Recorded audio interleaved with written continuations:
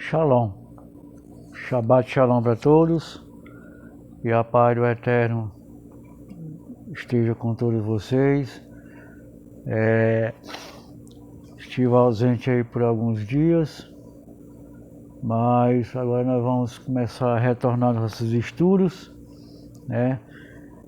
E eu quero dar continuidade neste trabalho aqui, do judaísmo nazareno. Nós estamos vendo aqui um pouco da história da igreja, né? Da igreja primitiva, né? Nós ficamos aqui no relacionamento entre os Netzarim e os judeus não crentes em Yeshua. Estudou-se anteriormente o relacionamento entre os Netzarim e o cristianismo, percebendo-se como esta religião criada pelo homem se desvirtuou dos ensinamentos de Yeshua, incorporando diversos elementos do paganismo, né? No começo da igreja já começaram a fazer essa intronição dentro dos discípulos de Yeshua, né? Alguém poderia pensar que o escritor deste trabalho apenas critica o cristianismo, isentando o judaísmo de toda culpa. Não, o judaísmo teve e ainda tem inúmeras mazelas. Sofrendo os Netzarim perseguição promovida por conta de seus próprios compatriotas judeus. No primeiro século existiam diversos grupos integrantes do judaísmo, destacando-se os fariseus, os saduceus e os essênios e os zelotes. Não obstante, havia diversas subdivisões entre os grupos que poderiam chegar, segundo afirmam os historiadores, até 40 subgrupos distintos. Os fariseus eram profundos conhecedores da Torá, seguiam as tradições dos antepassados, criam na imortalidade da alma e na ressurreição dos mortos, na soberania e controle do Eterno sobre todas as coisas, bem como na recompensa para o justo e castigo para os ímpios no mundo vindouro.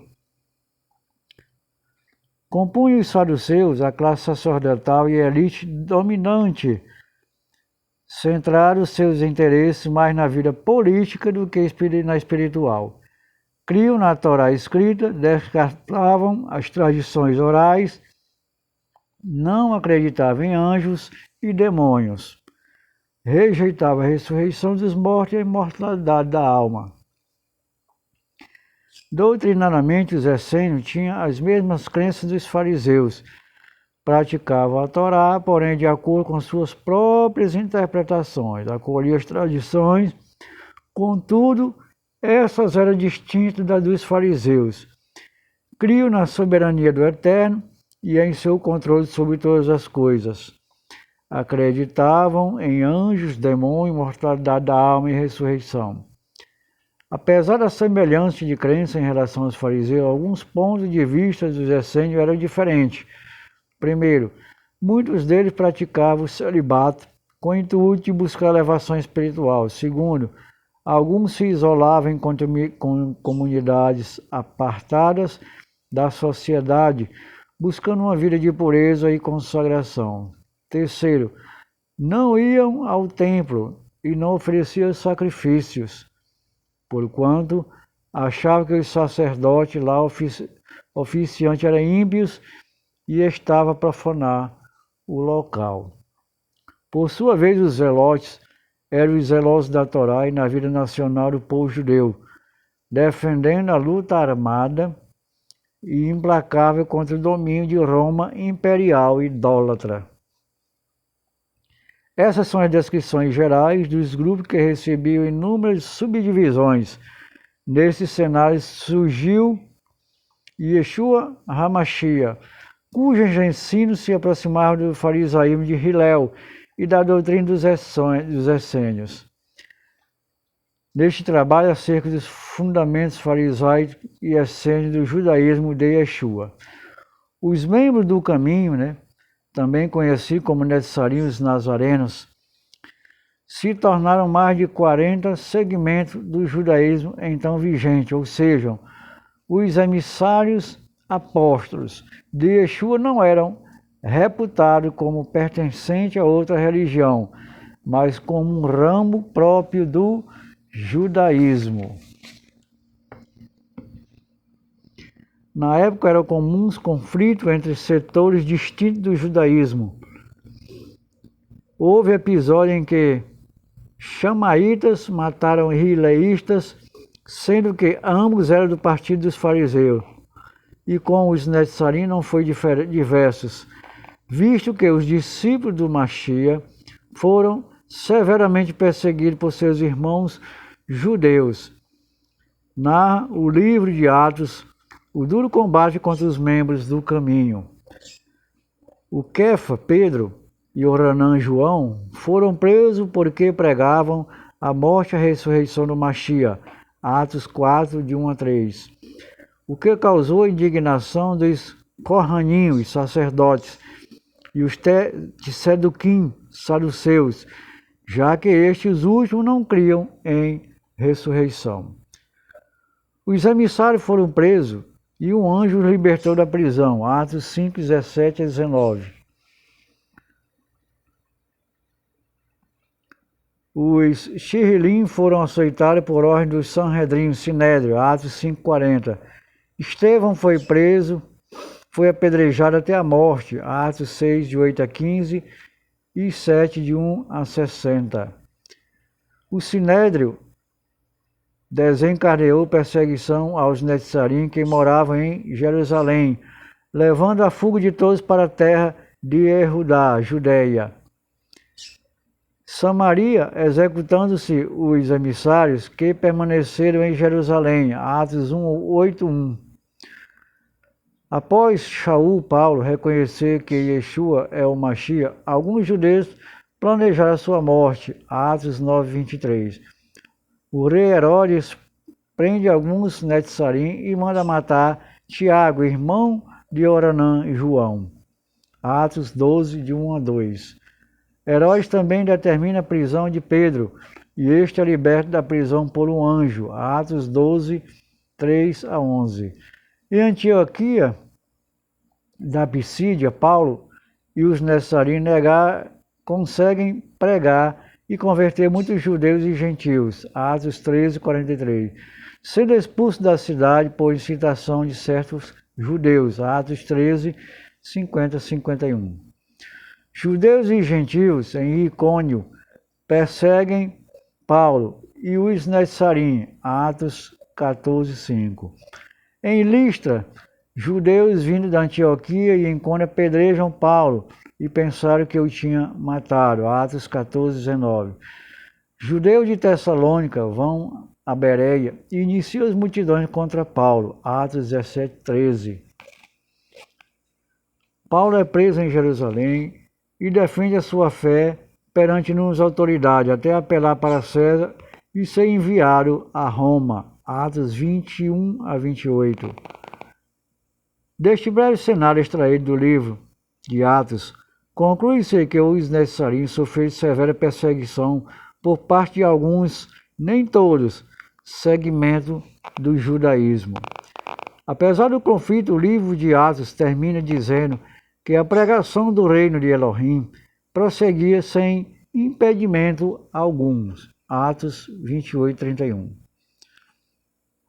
Um evento catastrófico irá marcar o início da desintegração do judaísmo dos nazarenos. A revolta judaica contra Roma pela independência de Israel, 66 a 73 d.C., cujo resultado foi a vitória de Roma e a morte de aproximadamente 1.100.000 judeus, sendo destruído Jerusalém no ano 70 d.C. E o que aconteceu com os Netzarim durante esta guerra? Há duas hipóteses. A primeira afirma que muitos Netzarim foram mortos, enquanto um grupo menor conseguiu escapar. A segunda relata que os Netzarim receberam uma revelação de Yeshua, ou de um anjo, de que Jerusalém seria destruída e então fugiram para Pela. distrito da cidade grega de Decápole, situada a 24 quilômetros do lago da Galileia. Esta cidade contava com um grande número de judeus, tendo Yeshua pregado no local e conquistado muitos seguidores. Marcos 7,31 e Mateus 4,25. Após a devastação de Jerusalém, foram exterminados diversos grupos religiosos judaicos, subsistindo tão somente apenas dois segmentos expressivos: os fariseus e os nazarenos. Como ambos faziam parte do judaísmo, frequentavam as mesmas sinagogas, tal como história o livro de Atos, em Atos 9:2, versículo 20, 13:5, versículo 14, versículo 15 e 43. 14:1, 17, 1:10 e 17, 18, 4, 8, 19, 26, 19 e 8. Insere-se em repetir, os discípulos originais de Yeshua frequentavam sinagogas e não igrejas. Fariseus e nazarenos estavam debaixo da mesma sinagoga, porque possuíam a mesma fé, executando-se que os primeiros esperavam a vinda do Mashiach, enquanto o segundo pregava que o Mashiach já chegara. Porém, a cisão estava prestes a ocorrer. Durante a rebelião judaica contra Roma, entre os anos 66 a 70 depois de Cristo, o líder dos fariseus, Yohanan ben Zakkai, fugiu da cidade dentro de um caixão, levado por seus discípulos. Posteriormente, dirigiu-se ao comandante militar romano Vespasiano, como se este fosse o imperador, e tendo em vista que o militar posteriormente se tornou o imperador de Roma. Conseguiu obter os favores deste a fundar uma escola judaica em Yavne, em razão do acerto de sua suposta profecia. Consumando-se a destruição de Jerusalém e do templo, toda a vida religiosa ficou concentrada em Yavne. Já que não existia mais o templo, como poderia oferecer os sacrifícios para a expiação dos pecados? Ora, os nazarenos já não o faziam porque criam no sacrifício expiatório de Yeshua HaMashiach, porque os outros judeus tiveram que encontrar uma maneira para resolver esta questão. Yohanan ben Zakkai convenceu os demais líderes de que o sacrifício de animais deveria ser substituído pela oração, fundamentando seu raciocínio no seguinte texto: pois desejo misericórdia, não sacrifício. Oséias 6,6. Passou o Sinédrio a exercer suas funções em Yavne, sob a liderança de Yohanan ben Zakkai. Outrora, os necessarinos nazarenos e os fariseus frequentavam as mesmas sinagogas e iam ao templo em Jerusalém, até pelo fato de que muitos fariseus passavam a crer em Yeshua HaMashiach. Assunto a ser abordado no próximo estudo. O fariseu que seguia Yeshua continuava fariseu, tal como Paulo afirmou anos depois de ter aceitado o Mashiach: irmãos, eu sou fariseu, filho de fariseu. Atos dos Apóstolos 23, 6. Retornando ao ponto inicial, se no passado os nazarenos e os fariseus estavam na mesma sinagoga em Jerusalém com a destruição da cidade santa em 70 depois de Cristo, os primeiros foram para Pela, os segundos para Yavne. Esta separação geográfica acarretaria uma divisão final entre os grupos. Em Yavne, os fariseus criaram as bases do judaísmo moderno, instituindo inúmeras leis rabínicas contrárias à Torá e aos ensinamentos de Yeshua HaMashiach. A respeito, ensina Moshe ben Shaul. Antes de 70 depois de Cristo, havia muito mais judeus e eles podiam se dar ao luxo de permitir diversos segmentos de opiniões. Com o número de judeus drasticamente reduzido e o tempo destruído, Yohanan ben Zakkai achou que para que o judaísmo sobrevivesse, eles precisavam se unir. Será que podemos aprender com isso? Eles achavam que precisavam começar a codificar as tradições orais e concordar em teologia e doutrina. Isso levou muitos anos e houve muitas brigas, uma vez que existiam muitas crenças em meio aos fariseus. A maior da briga foi talvez entre Gamaliel II e Rabi Akiva, no início do século. Gamaliel II achava que o farisaísmo precisava apenas de umas mudanças pequenas, enquanto Akiva achava necessário criar um sistema que desse todo o poder e autoridade aos rabinos. Akiva então trouxe a doutrina de que a lei oral foi dada ao mesmo tempo que a Torá, e que Moisés, Davi e de certo eram rabinos. Ele ganhou a disputa com Gamaliel em muita batalha que foi bem feita e cheia de malícia de ambos os lados. Com Akiva no comando, finalmente eles decretaram que os rabinos poderiam mudar a Torá, se necessário, e que a maioria dos rabinos, todos partidários de Akiva, poderia até sobressair a voz de Deus. Eles criaram uma nova tradução para o grego do Taná, para substituir a Septuaginta e um novo Targum aramaico, ambos os quais estavam mais de acordo com a teologia de Akiva. Recapitulando, os fariseus estavam em Avém e os nazarenos em Pela. O cisma antes era apenas uma discussão interna, agora estava se distanciando de forma considerável e uma ruptura total era inevitável. Os rabinos de Akiva começaram a trazer novas regras e teologia. Como se pode aprender, os nazarenos seguiam a Torá de acordo com a interpretação fixada por Yeshua. Porém, os fariseus se achavam dotados de autoridade para criar leis rabínicas, halahá, sendo que muitas dessas contrariavam as escrituras e o ensino do Mashiach. Uma coisa é estabelecer uma lei que interpreta a Torá, outra totalmente diversa é instituir uma lei que cria mandamentos novos não existentes na Torá, ou até mesmo contrário a esta. É óbvio que os nazarenos não iriam submeter às regras instituídas pelo Rabi Akiva e seus seguidores, porquanto Yeshua já havia criticado doutrinas que são mandamentos de homens e tradições que anulam a palavra de Elohim. Marcos 7, de 7 a 9 e 13.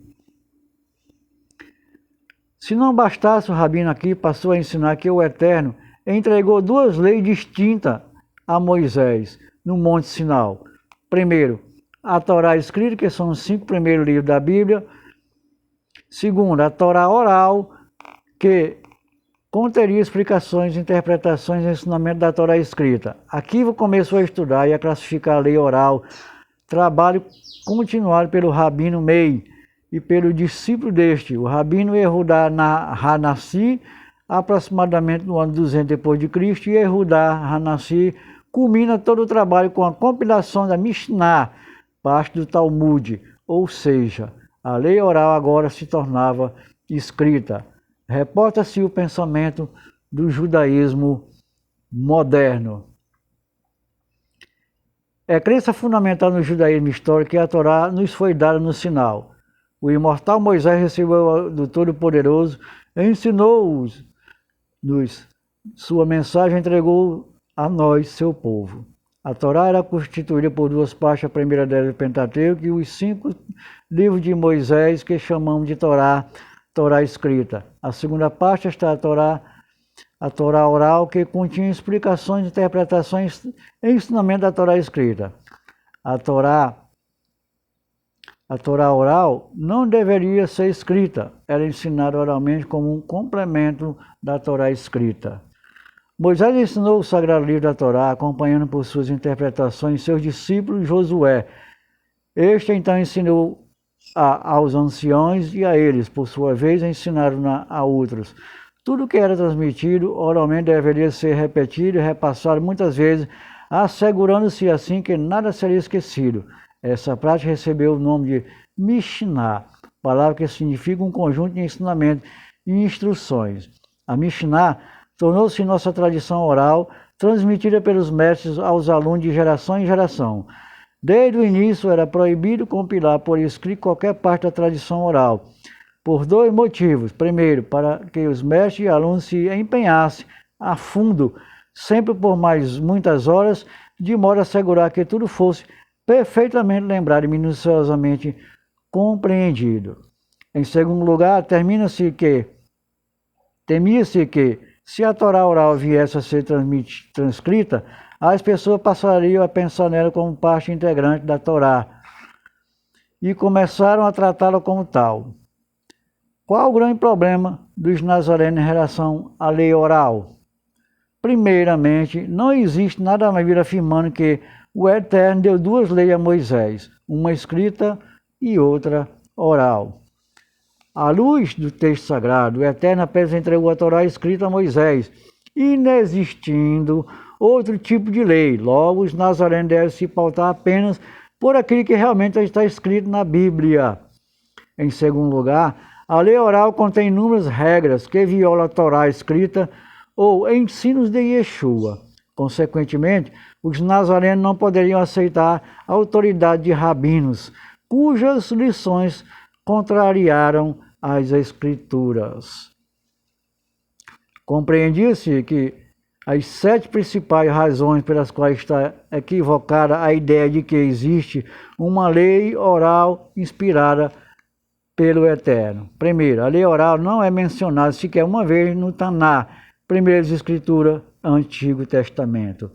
Nem Yeshua e nem seus discípulos falaram expressamente sobre a existência da lei oral. Terceiro, quando Elohim ordenou a Moisés que subisse ao monte Sinai para receber as tábuas, disse-lhe: suba ao monte e venha até mim, e fique aqui, e lhe darei as tábuas de pedra com a Torá e os mandamentos que escrevi para a instrução do povo. Êxodo 24:12.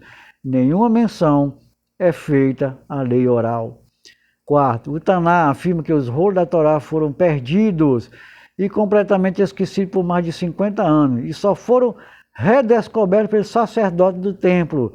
2 Reis 22:8, 2 Crônicas 34, 14 a 15.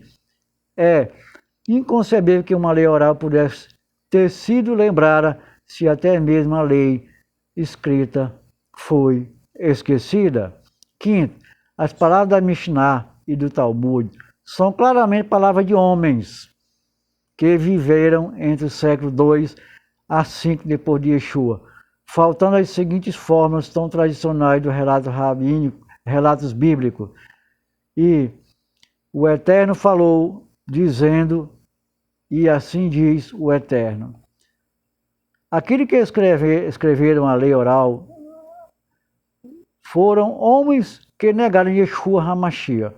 Logo, é impossível que tais homens tenham recebido a inspiração do Eterno para redigir outros livros que integraram o cânon das Sagradas Escrituras.